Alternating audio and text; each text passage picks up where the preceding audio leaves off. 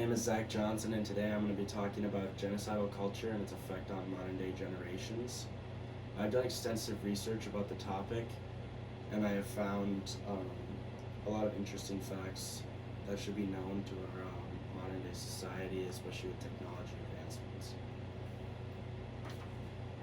So in 1994, Rwanda experienced a brutal wave of state-sanctioned violence that left nearly 1 million people dead in 3 months. Author Kevin Barnes-Sini wrote the article Recovery After Genocide.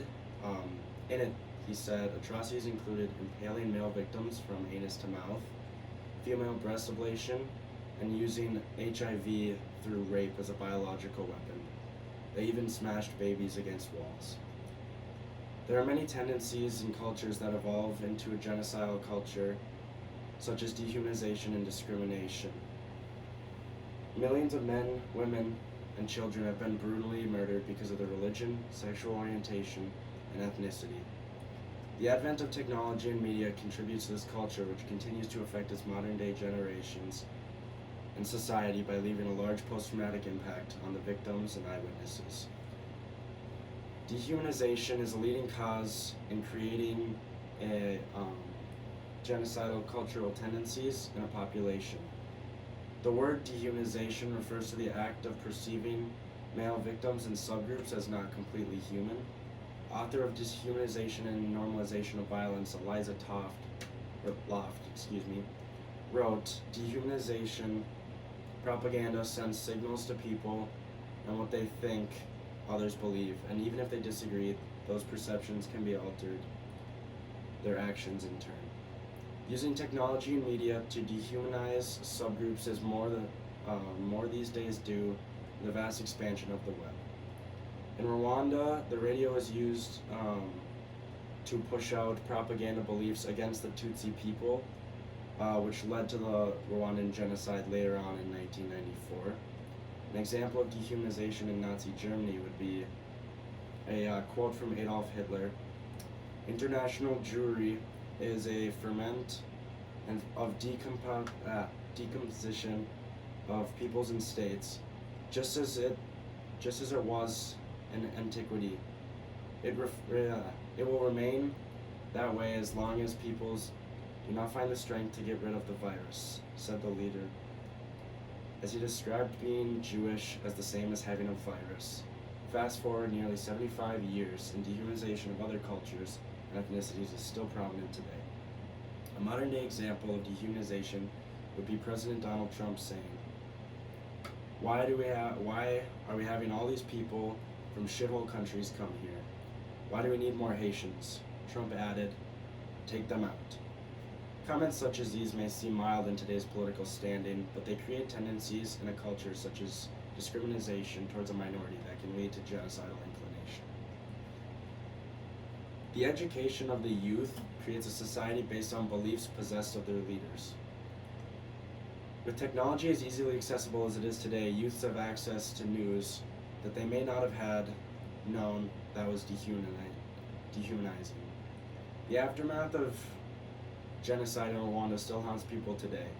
The results of genocide show no positive aspects, but instead many negatives such as post-traumatic stress disorder or suicide.